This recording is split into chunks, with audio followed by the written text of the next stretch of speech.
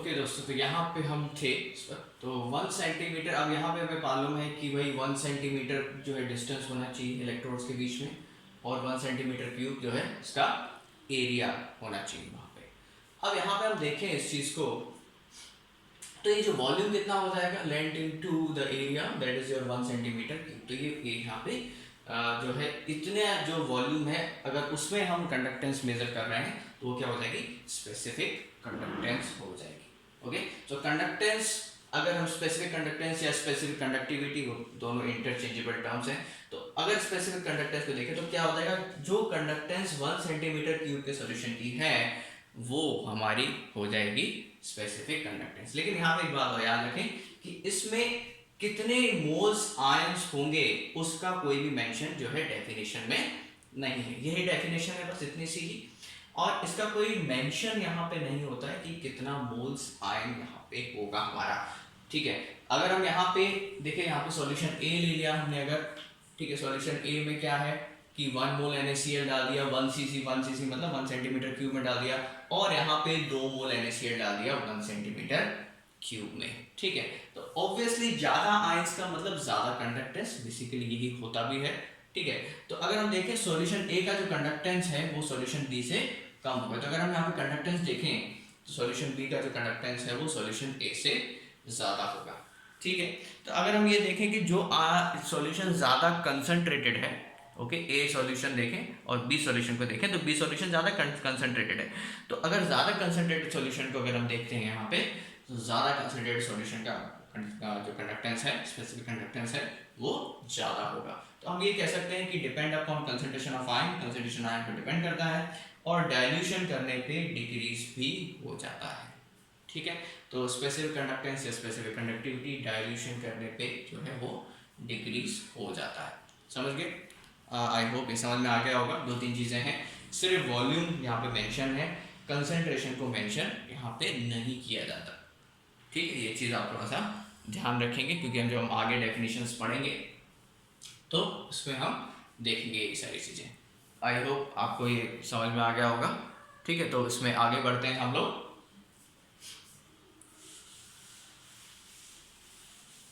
आगे बढ़ जाते हैं यहाँ पे।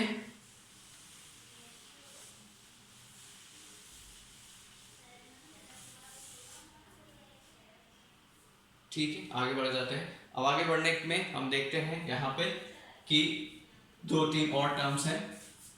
एक है molar conductance,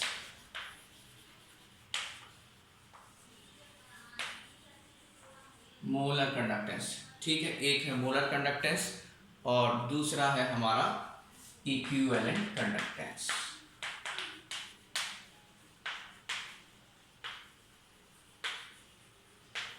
equivalent conductance, molar conductance and equivalent conductance.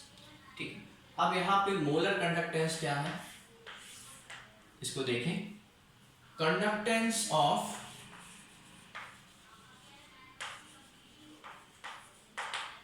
One mole ions in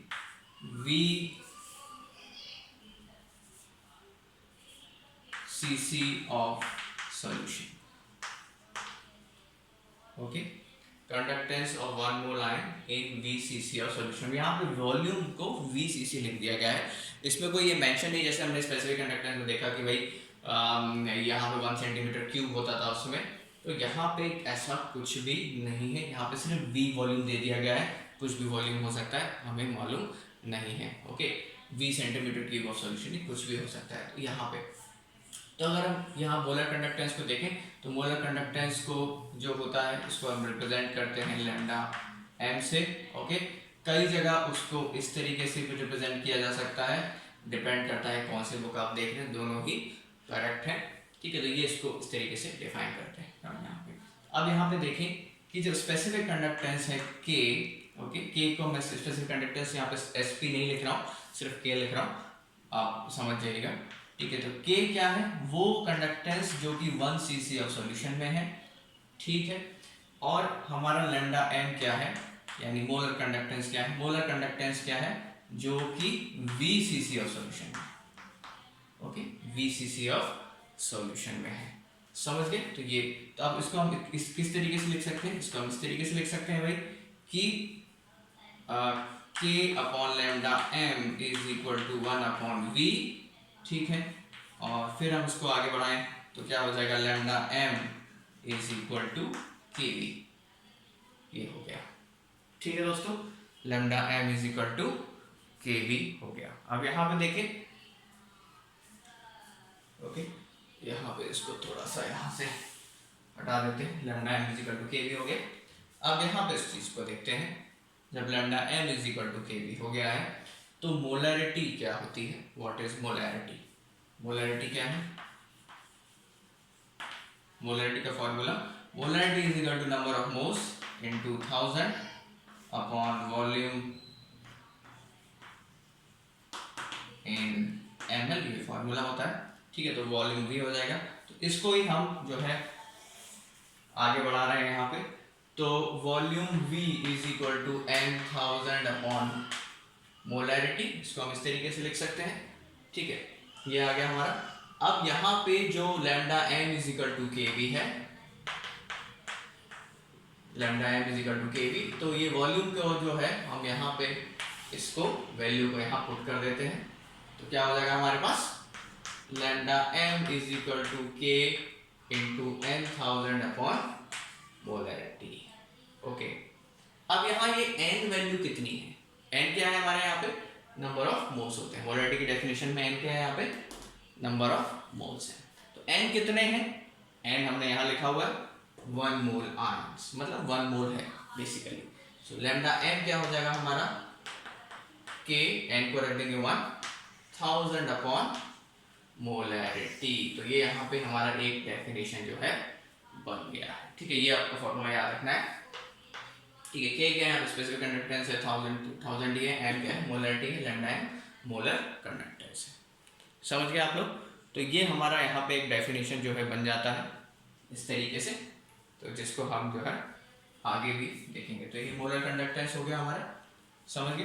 अब मोलर कंडक्टेंस को थोड़ा सा और इसको देखें, अंदर थोड़ा घुसते हैं इसमें, तो यहाँ पे वॉल्यूम को मेंशन नहीं किया गया है, वॉल्यूम कुछ भी हो सकता है, और 1 मोल आयंस को जो है मेंशन कर दिया गया है कि भाई आयंस जो है सोडियम क्लोराइड में डाला तो वो 1 मोल ही डालना है आपको, और उसके बाद जो है सॉल्यूशन में वॉल्यूम आप चाहे जितना भी बढ़ा सकते हैं, ठीक है। तो कोई प्रॉब्लम नहीं है। अब यहाँ पे इस चीज़ को देखें, ठीक है। ये सब फॉर्मूला हमने देख लिया, सब कुछ डेरिवेशन भी हो गया, सिर्फ आपको ये याद रखना है यहाँ पे, ठीक है। ये सिर्फ हमारा डेरिवेशन आपको बताया, कहीं यहाँ फॉर्मूला भूल ना जाए, उसके वजह से डेरिवेशन होता है, ठीक है।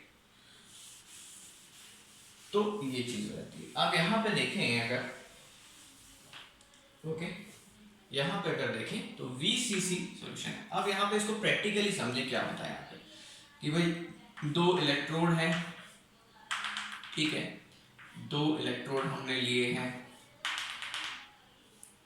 ठीक है, ऐसे करके, और इनके बीच का जो वॉल्यूम ये है V है, ठीक है। ये वाला वॉल्यूम V हो जाएगा, 2 इलेक्ट्रोड के बीच में ये वॉल्यूम हमारा V हो जाएगा इस तरीके से, समझ गए आप लोग। तो 2 इलेक्ट्रोड के बीच का जो ये वॉल्यूम है ये V हो गया। इसको बीच में कोई कंडक्टेंस उसमें सॉल्यूशन में हम रख देते हैं इस तरीके से यहाँ पे। अब इसमें हम डाल देते हैं, हमें डालना कितना है, 1 मोल NaCl वो ही डाल सकते हैं, क्योंकि वो डेफिनेशन में स्पेसिफिक कर दिया है कि भाई 1 मोल ही डालना ये, तो V सॉल्यूशन में। तो इसके बीच में कंडक्टेंस कुछ होगा, ठीक है। यहाँ पे हम ले लेते हैं लैम्डा m1, ठीक है। अब ये हम जो इलेक्ट्रोड है उनको थोड़ा सा दूर कर देते हैं ताकि वॉल्यूम थोड़ा सा बढ़ जाए, ठीक है। सेकेंड उसमें हमने क्या किया है, ये जो इलेक्ट्रोड हैं उनको काफ़ी ज़्यादा दूर कर देते हैं ताकि वॉल्यूम बढ़ जाए, ओके। इसका प्रैक्टिकल एस्पेक्ट भी समझेंगे थोड़ी देर बाद, ठीक है। तो अब यहाँ पे वॉल्यूम, चलो यहाँ पे वॉल्यूम V1 ले लेते हैं, तो यहाँ पे वॉल्यूम क्या हो गया, V2 हो गया। यहाँ पे जो डिस्टेंस है वो हमने बढ़ा दिया है, यहाँ पे काफ़ी ज़्यादा डिस्टेंस कर दिए। अब यहाँ पे लैम्डा m2 हो गया, ठीक है, लैम्डा m2 हो गया। यहाँ पे भी कितना है, 1 मोल NaCl यहाँ पे भी है, ठीक है। अब ये बताएं कि लैम्डा m1 और लैम्डा m2 में से ज्यादा मोलर कंडक्टेंस किसका होगा, ज्यादा मोलर कंडक्टेंस किसका होगा। ठीक है, अब यहाँ पे थोड़ा सा कंफ्यूजन बच्चों का आता है। बच्चे पहले तो ये डेफिनेशन देख लेते हैं भाई, lambda m is equal to kv। यहाँ पे वॉल्यूम कम है, यहाँ पे वॉल्यूम ज्यादा है, तो हमें दिख ही रहा है वॉल्यूम v1 कम है, वॉल्यूम v2 ज्यादा है। ठीक है, अब यहाँ पे देखें, जो वॉल्यूम v1 है वो कम है, वॉल्यूम v2 ज्यादा है। तो अगर हम यहाँ पे डेफिनेशन देखें lambda m is equal to kv, तो भाई ज्यादा वॉल्यूम का मतलब ज्यादा मोलर कंडक्टेंस। ठीक है, समझ में आया, ये चीज हो जाती है। अब मोलरिटी वाइज कभी कभी बच्चे कंफ्यूज हो जाते हैं, तो उसमें भी कंफ्यूज होने वाली कोई बात नहीं है। ठीक है, अगर हम मोलरिटी की डेफिनेशन को देखते हैं तो मोलरिटी क्या है, number of moles into 1000 upon volume in ml। जितना ज्यादा वॉल्यूम उतना कम मोलरिटी, क्योंकि n तो यहाँ पे 1 ही हो गया ना, n चलिए यहाँ पे 1 लिख देते हैं, n तो हमने 1 स्पेसिफाई कर रखा है भाई, 1 मोल ही है। तो मोलरिटी यहाँ पे जितना जो है वॉल्यूम जितना ज्यादा होगा उतना कम मोलरिटी होगा। तो यहाँ पे अगर हम V1 सॉल्यूशन में देखें तो V1 सॉल्यूशन में क्या है, मोलरिटी जो है ज्यादा है क्योंकि वॉल्यूम कम है। V2 सॉल्यूशन में मोलरिटी जो है कम है यहाँ पे। ठीक है, तो अगर हम यहाँ पे उस हिसाब से भी देखें कि यहाँ पे मोलरिटी कम है, तो कम मोलरिटी मतलब ज्यादा कंडक्टेंस, क्योंकि ये इनवर्सली प्रोपोर्शनल है एक दूसरे के। ठीक है, एक दूसरे के इनवर्सली प्रोपोर्शनल है। तो यहाँ पे V1 is equal to greater than V2 हो जाएगा। ठीक है, समझ रहे हैं आप लोग। और यहाँ पे दूसरी तरफ हम देखते हैं, अगर इसकी हम मोलरिटी को हम ले लेते हैं m2, इसकी मोलरिटी को हम ले लेते हैं m1, तो m1 और m2 में से कौन सा ज्यादा है, m1 is greater than m2। ठीक है, ये तो हम देख ही पा रहे हैं इसमें, m1 is greater than m2। ठीक है, m1 is greater than m2, तो m1 ज्यादा है तो लैम्डा m1 जो है वो कम हो जाएगा, नेट विल डिक्रीज, क्योंकि एक दूसरे के इनवर्सली प्रोपोर्शनल होते हैं, they are inversely proportional to each other. ठीक है, सो लैम्डा m यहाँ पे देख लेते हैं, they are inversely proportional to molarity. Okay, lambda m जो है मोलरिटी के इनवर्सली प्रोपोर्शनल यहाँ पे हो जाएगा। ठीक है, यहाँ पे थोड़ा सा इसको इस तरीके से लिख लेते हैं, lambda m inversely proportional to molarity. तो जितना ज्यादा मोलरिटी होगा उतना कम लैम्डा m होगा। अब यहाँ पे देखें तो लैम्डा m का फाइनल क्या निकल के आ रहा है कि कौन सा लैम्डा m ज्यादा होगा, तो लैम्डा m2 ज्यादा होगा, क्योंकि मोलरिटी कम है तो लैम्डा m ज्यादा हो जाएगा, वॉल्यूम ज्यादा है तो भी लैम्डा m ज्यादा हो जाएगा। तो इसमें दोस्तों हम क्या कह सकते हैं कि लैम्डा m1 जो है वो कम होगा, लैम्डा m2 ज्यादा हो जाएगा। ठीक है, तो यहाँ पे लिख रहे हैं हम कि ये वाला सिचुएशन बन रहा है। ठीक है, ये वाला सिचुएशन बन रहा है। अगर आपको ये समझ में नहीं आया तो वीडियो को थोड़ा सा रिपीट करके देखिएगा, थोड़ा सा मैथमेटिकल एंगल है, बस कुछ नहीं है और उससे ज़्यादा। अब यहाँ पे अगर मैं कहूँ कि भाई अगर मैं डाइल्यूट कर रहा हूँ सॉल्यूशन, ठीक है, सॉल्यूशन को डाइल्यूट कर रहा हूँ मतलब वॉल्यूम बढ़ा रहा हूँ, तो मोलर कंडक्टेंस पे क्या इफेक्ट आएगा। ठीक है, तो अगर मैं सॉल्यूशन को डाइल्यूट कर रहा हूँ मतलब वॉल्यूम बढ़ा रहा हूँ, तो मोलर कंडक्टेंस भी बढ़ जाएगा, it will increase. So molar conductance increase with the increase in dilution. Okay, एक बार याद रखिएगा, molar conductance will increase with increase in dilution. देखिए हमने ऐसे V2 बढ़ाया, फॉर्मूला भी यही कह रहा है। ठीक है, तो अगर डाइल्यूशन हो गया है, पानी ज्यादा है, आयन कम है, सोडियम क्लोराइड कम है, पोटेशियम क्लोराइड कम है, तो कंडक्टेंस बढ़ जाएगा। ये बड़ा ही देखने में थोड़ा सा क्या है कि कंफ्यूजिंग लगता है कि भाई आयंस कम हो गए, क्योंकि आयंस नहीं होंगे तो कंडक्टेंस कहाँ से होगा। अब आयंस कम हो गए तो कैसे बढ़ रहा है, ओके, उसको हम देखेंगे बाद में थोड़ा सा, क्योंकि वो एक अलग थोड़ा सा कॉन्सेप्ट रहेगा। तो ये लोगों के दिमाग में काफ़ी थॉट आया था, प्रैक्टिकली भी ऐसा हो गया था, प्रैक्टिकली भी ये सिचुएशन आ गई थी कि भाई जब हम डाइल्यूट करते तो मोलर कंडक्टेंस बढ़ जाती। तो यहाँ पे ये चीज़ आपको ध्यान रखनी कि डाइल्यूशन बढ़ाने पे मोलर कंडक्टेंस भी बढ़ जाएगा। ठीक है, इसके जब हम न्यूमेरिकल भी करेंगे और भी कई इसके साथ जो है प्रैक्टिकल एस्पेक्ट हम देखते हैं तो वो भी हम देखेंगे। तो समझ गए, तो इसमें मोलर कंडक्टेंस जो है एक तो ये फॉर्मूला है। ठीक है, तो यहाँ पे lambda m increases, lambda m increases with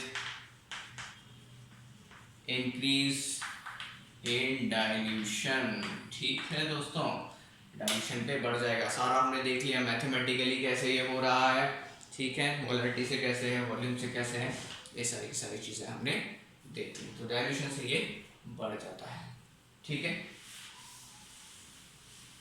अब यहाँ पे कभी कभी जो मोलर कंडक्टेंस है वो आपको स्पेरिंगली सॉल्युबल सॉल्ट्स का भी मिल जाता है। ओके, कभी कभी क्वेश्चन आ जाता है कि भाई मोलर कंडक्टेंस जो है स्पेरिंगली सॉल्युबल सॉल्ट्स का कैसे लेके आएंगे, क्या होगा उसका, ठीक है। तो उसको हम देख लेते हैं एक थोड़ा सा न्यूमेरिकल पर्पस के लिए, ठीक है, न्यूमेरिकल पर्पस के लिए देख लेते हैं उसको। Molar conductance for sparingly soluble salt, lambda M for sparingly soluble salts, sparingly soluble salts. Okay, अब स्पेरिंगली सॉल्युबल सॉल्ट्स मतलब जो इनकी सॉल्युबिलिटी काफी कम है, जैसे हमने ले लिया AgCl ले लिया, ठीक है, या फिर हमने ले लिया कुछ भी ले सकते हैं, ओके, सिल्वर क्रोमेट ले लिया Ag2CrO4।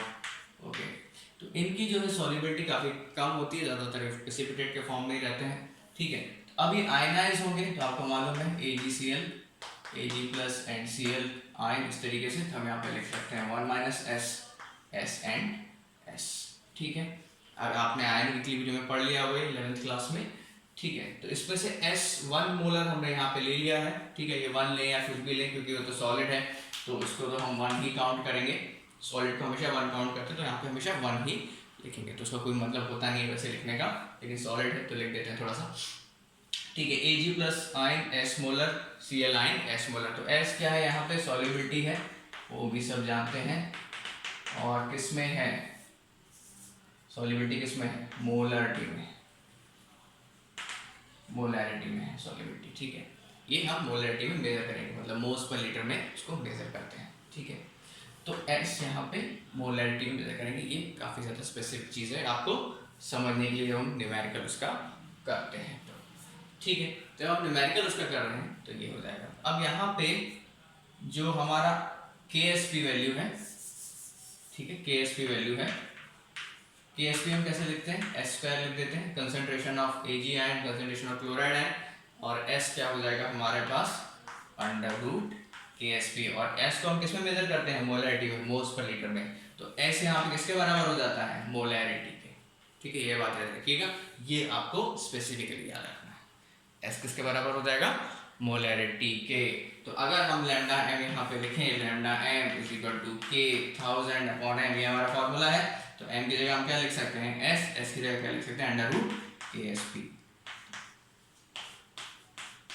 ओके, KSP यहाँ पे स्पेसिफिक कंडक्टेंस नहीं है, KSP क्या है, सॉल्युबिलिटी प्रोडक्ट, ये स्पेसिफिक कंडक्टेंस है, ठीक है। इसके लिए इससे मैं SP नहीं लिखता हूँ, यहाँ पे सिर्फ K लिख देता हूँ। तो K यहाँ पे क्या है, स्पेसिफिक कंडक्टेंस, ये क्या है, सॉल्युबिलिटी प्रोडक्ट, और इस तरीके से हम ये किसके लिए, AgCl के लिए, ठीक है। अगर हमारे पास कोई दूसरा, हमारे पास जैसे सिल्वर क्रोमेट ले लिया, तो यहाँ पे ये जो उसकी पावर है बदल जाएगी यहाँ पे। फॉर एग्जांपल अगर हम सिल्वर क्रोमेट के लिए ले लेते हैं, ठीक है दोस्तों, तो सिल्वर क्रोमेट के लिए क्या हो जाएगा हमारे पास, सिल्वर क्रोमेट के लिए Ag2CrO4, सिल्वर क्रोमेट के लिए क्या हो जाएगा, देखिए यहाँ पे, तो सिल्वर क्रोमेट किस तरीके से आयनाइज होगा, 2Ag प्लस CrO4 -2, इस तरीके से आयनाइज हो जाएगा, ठीक है। ये थोड़ा सा इसको यहाँ लिख देते हैं नीचे, CrO4 -2, अब ये थोड़ा सा विजिबल है, ठीक है। तो यहाँ पे हम कैसे लिख सकते हैं इसको, 1 - S gives 2S and S, 2S इसके लिए, S इसके लिए, ठीक है। तो KSP यहाँ पे कैसे लिख सकते हैं, KSP लिख सकते हैं 4S³ और S क्या हो जाएगा यहाँ पे, देखें S हो जाएगा √ KSP by 4, ये हो जाएगा √ KSP by 4 हो जाएगा। तो लैम्डा m यहाँ पे हम कैसे लिख सकते हैं, लैम्डा m वही हमारा फॉर्मूला है, मोलरिटी की जगह हम बस S को रिप्लेस कर देते हैं, तो यहाँ पे क्या हो जाएगा, √ KSP by 4। तो ये अगर आपको इस तरीके से क्वेश्चन आ जाए फॉर स्पेरिंगली सॉल्युबल सॉल्ट, तो स्पेरिंगली सॉल्युबल सॉल्ट के लिए हम यहाँ पे इस तरीके से लिखेंगे। ओके, चलिए इसको थोड़ा सा नीचे लिख देते हैं, यहाँ पे विजिबल नहीं हो रहा है। Lambda m is equal to okay 1000 k by cube root of KSP by 4। तो ये इस तरीके से हम वहाँ पे इसको लिख सकते हैं। यहाँ पे थोड़ा सा प्रॉब्लमेटिक हो गई है।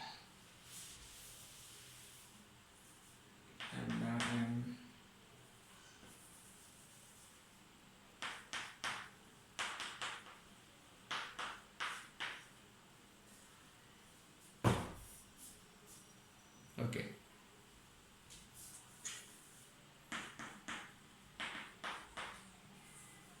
ओके, एस की वैल्यू आप यहाँ से इसको पुट कर दीजिएगा। थोड़ी सी जगह कम रह गई यहाँ पे, तो ये हो जाएगा हमारा इस तरीके से। ठीक है, तो यहाँ पे आप स्पेरिंगली सॉल्युबल सॉल्ट्स के लिए भी इसको ले सकते हैं। ठीक है, इसके हम न्यूमेरिकल भी करेंगे थोड़ी देर में। ठीक है, जब हम इसको और इलेबोरेट करके स्टडी कर लेंगे तो इसको हम न्यूमेरिकल फॉर्म में भी ले लेंगे। ठीक है दोस्तों, तो ये हमारा हो गया मोलर कंडक्टेंस का। ठीक है, अब उसके बाद हम देखते हैं इक्विवेलेंट कंडक्टेंस।